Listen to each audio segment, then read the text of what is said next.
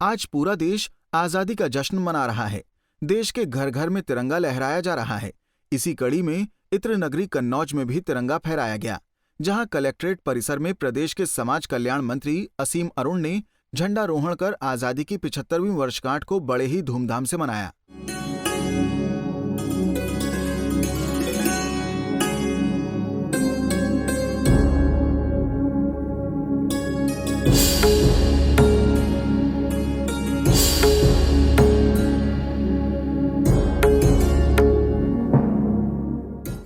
इतना ही नहीं, झंडारोहण के बाद मंत्री असीम अरुण और बीजेपी के सांसद सुब्रत पाठक ने वृक्षारोपण भी किया।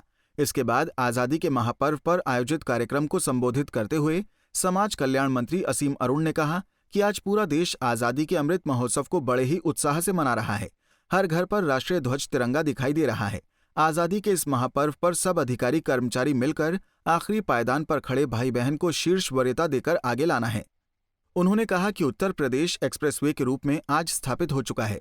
प्रदेश में बहुत बड़े बड़े प्रोजेक्ट चल रहे हैं, लेकिन इसके बावजूद भी हमें गरीब की झोपड़ी को सुधारना है।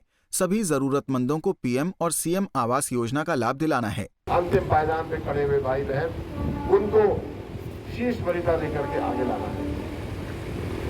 आप देखें अपने आसपास तो बहुत बड़े बड़े प्रोजेक्ट चल रहे हैं। उत्तर प्रदेश एक्सप्रेसवे प्रदेश के रूप में आज स्थापित हो चुका है। Railway line, metro line, Delhi Meerut rapid transit, इतने बड़े बड़े प्रोजेक्ट हो रहे हैं जिससे कि बहुत सारे अच्छे परिवर्तन हैं। लेकिन इन सब बड़े प्रोजेक्ट से ज्यादा बड़ा प्रोजेक्ट है गरीब की झोपड़ी को सुदृढ़ करना। पीएम आवास, सीएम आवास योजना से उनको लाभ दिलाना, बिजली, गैस, पानी आदि देना, और सबसे बड़ी बात स्वावलंबन। अगर एक परिवार को हम कुछ हुनर सिखा देते हैं, उनका एक छोटा सा उद्योग लगा देते हैं या उनको एक नौकरी करने के लायक बना देते हैं, तो हमने उस परिवार के लिए सभी कुछ कर दिया। परिवार अब स्वयं सारा का सारा काम कर सकता है।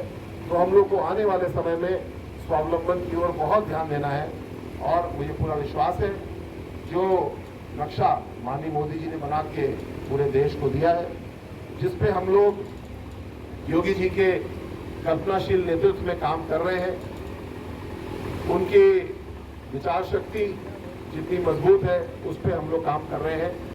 वहीं मंच पर से संबोधित करते हुए बीजेपी सांसद सुब्रत पाठक ने कहा कि आज हमारे उस गरीब को आजादी मिली है जिसके पास पक्का मकान हो गया, शौचालय मिल गए, महिलाओं को धुएं से आजादी मिली है। हमारे देश में आज हर घर तिरंगा अभियान के माध्यम से एक होता दिखाई दे रहा है। ये देश सभी का है, ये सबका भारत है और सबका विकास। आज इस नारे का कारण केवल यही था कि यह देश किसी के बाप की जागीर नहीं है, यह देश किसी की बकौती नहीं है, यह एक परिवार विशेष का भी देश नहीं है। इस देश में रहने वाली सैकड़ों हजारों जातियां, जनजातियां, यह सबका देश है, यह सबका भारत है। मुझे आज भी ध्यान में आता है, हम लोग बचपन में गीत गाया करते थे, हिंद देश के निवासी सभी जन एक हैं, रंग रूप भेष भाषा चाहे अनेक हैं। मित्रों, हमारा देश अलग अलग बोली भाषा वाला देश है।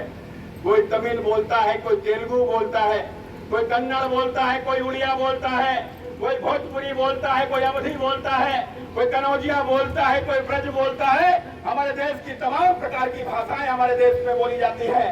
तमाम प्रकार के लोग हैं, किसी क्षेत्र में लोग काले हैं, किसी क्षेत्र में गोरे हैं, पहाड़ी लोगों के थोड़े चपटे हैं, तमाम प्रकार के लोगों के आज प्रकार के शरीर हैं। हम अलग अलग भेद है, अलग अलग भाषा है, उसके बाद भी हम एक हैं। हम एक क्या है कि हम भारतीय हैं, हम हिंदुस्तानी हैं, या हमको एकता के सूत्र से जोड़ता है।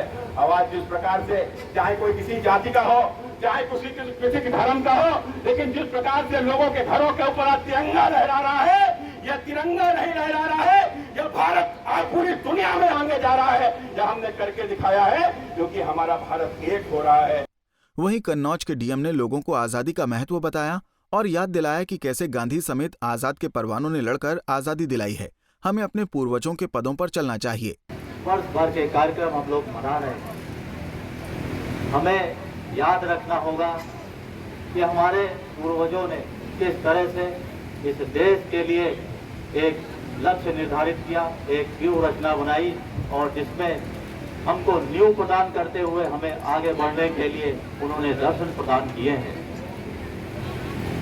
हमें बापू के नारे सत्य और अहिंसा को याद रखना होगा, हमें समभाव को याद रखना होगा और तभी हम अपने बताए हुए सच्चे रास्ते पर चल सकेंगे। हमें याद है 1947 में हमारी आबादी 34 करोड़ थी, 34 करोड़। 2023 में हम 140 करोड़ की संख्या में हो जाएंगे। बढ़ती आबादी के बावजूद भी भारत सशक्त भारत बना है, भारत समृद्ध भारत बना है, भारत संपन्न भारत बना है। बता दें कि पूरा देश आजादी के जश्न में डूबा हुआ है। कन्नौज में कई जगह कार्यक्रम भी किए गए। ये आजादी का साल हमारे लिए बेहद खास है। पंजाब केसरी टीवी के लिए कन्नौज से नित्या मिश्रा की रिपोर्ट। हमसे जुड़े रहने के लिए हमारे YouTube चैनल को सब्सक्राइब करें और नई वीडियो की नोटिफिकेशन के लिए बेल आइकॉन को दबाएं। अगर आप ये वीडियो Facebook पर देख रहे हैं तो लाइक जरूर करें और ज्यादा से ज्यादा शेयर करें। धन्यवाद।